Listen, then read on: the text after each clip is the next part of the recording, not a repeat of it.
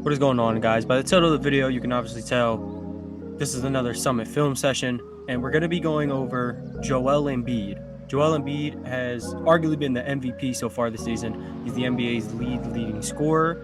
He's got his Sixers in third seed in the East, and yeah, just one of the best players in the NBA, if not the best player in basketball right now. There's a couple points we're going to be touching on with Joel Embiid. Obviously, everyone knows the phenomenal footwork. I believe he's the best footwork for a center since Hakeem Olajuwon, and he is a jump shot. Joel Embiid is super impressive on the offensive end, but it doesn't stop there because he's also one of the league's great defenders. Everyone knows he can protect the rim, but he can also, he can play good transition defense. He can play the ISO. Overall, Joel Embiid is one of the best defenders in the NBA. He's definitely getting an all-defensive team nod this year for sure. And if he doesn't, what are we doing? We're going to go in the order of the scoring. We're going to be talking about the footwork. We're going to go with the playmaking because apparently your center has to do that nowadays. And then we're going to be going to the defense. So right here, Joel Embiid gets it on the elbow against a smaller wing/guard, which is a super easy matchup for him, but the way he attacks it is not what you would usually do as a center. Usually a center, you play bully ball, you back your guy down for an easy two. However, in today's game, people know how to flop, people know how to draw fouls very well. So what Embiid does is he's going to jab inside, which shifts the body weight of the wing defender because he doesn't want to get beat to the spot, especially on a bigger guy. He leans too much. Embiid with a phenomenal footwork spins right back to the outside for the easy layup.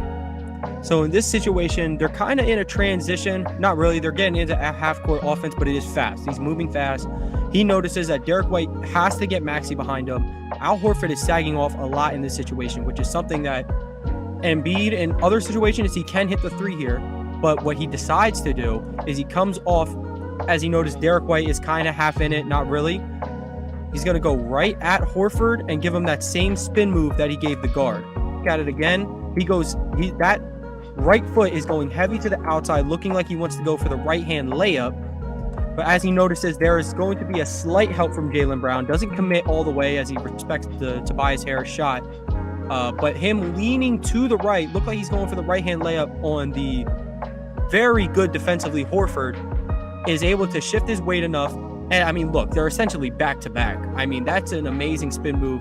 And someone might want to tell Grant Williams, get the hell out the way. So on this play, Joel Embiid gets it roughly around the elbow. He's going to be matched up with one of the strongest, if not strongest guy in the NBA, in Steven Adams.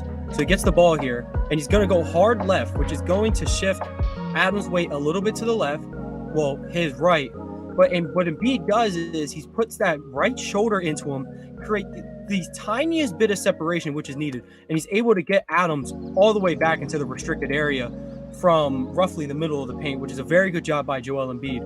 And then after this, he creates enough separation to hit the turnaround J. Everyone knows he can hit that shot over anyone all day. So right here, we're going to be going over Joel Embiid's playmaking, which is a truly underrated part of his game. Just because he's not averaging 8+ assists a game doesn't mean someone's not a playmaker. Right here, we're looking at in transition. PJ Tucker forces a miss.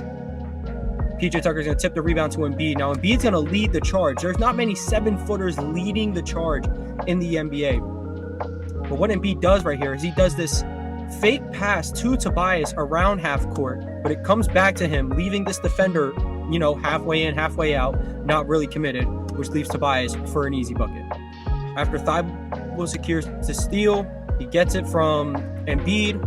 He's got a 2-on-3, which is, very ideal situation. It can help you, make a play. Obviously, you're outnumbering the opponent. But what he decides to do, he's going to attack Lamb and Jerome right in between them, which, Joel Embiid's coming at you full force. You better gear up. And because of that, he can dump it off for an easy 2 for his teammate. Very good job by Joel Embiid here. Here we're running right here we're running some half-court playmaking. So this is more point guard-esque stuff, but he's not out and running. He has to simply make a play. What's going to happen here is that Maxey is going to set a back screen for James Harden, but Harden's going to fake it. Embiid knows this. So what Embiid's going to do is he's going to lead him down the baseline for an easy 2 for the beard. And of course, we got to talk about defense. In this situation, Embiid is stuck on a 3-on-1. I guess you could say 3v3, but Tobias and PJ are a little far behind. But what Embiid does right here in this frame is he cuts off Sexton's left hand, which means he has to come back inside and force him to the same side as the other two guys, which makes his job a little easier if he has to go out to a kick out three, and it also lets his guys get back in transition. So what happens is he cuts off the left hand. Now PJ can get back to the corner. Tobias is obviously trailing for a potential rebound. You see Markkanen coming in the frame. But because Embiid is so locked in on Sexton, it doesn't look like he's passing at this point. He's going to meet him up top and glass it. Embiid's original man is Brook Lopez here. But what I think he notices roughly about right here is that it might be an ISO situation. So he starts to step back out to Brook Lopez, but he sees that Giannis probably is not passing at this point, meaning that he can go help PJ Tucker. So what he's going to do, he's going to reel off of Brook Lopez, and he's going to send Giannis' stuff down, and now the Sixers are out and running. So what we got here is Joel Embiid is guarding Clint, who is one of the best lob threats in the NBA. The ball swung to the top of the three-point line, but the guard is going to go left.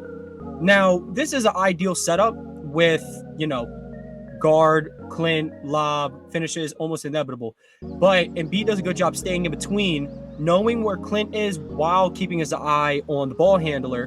Good job by Maxey, at least giving Clint some type of look here so Embiid can fully commit to send this thing to the rafters. What more can you say about the guy? He's arguably the best player in today's NBA. I think definitely the best two-way guy. He can play ISO defense. He can do help defense, transition defense. He can also make plays in transitions. We all know he's the best post player in the NBA, bar none.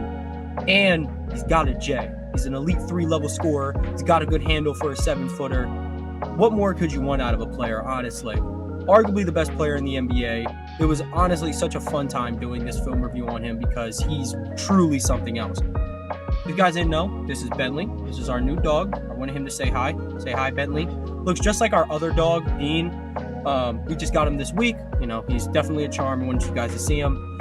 But make sure you guys tune in next Friday for another Summit film session. I hope you guys enjoyed this one. Make sure you check out the podcast on this same channel. And you guys have a great day.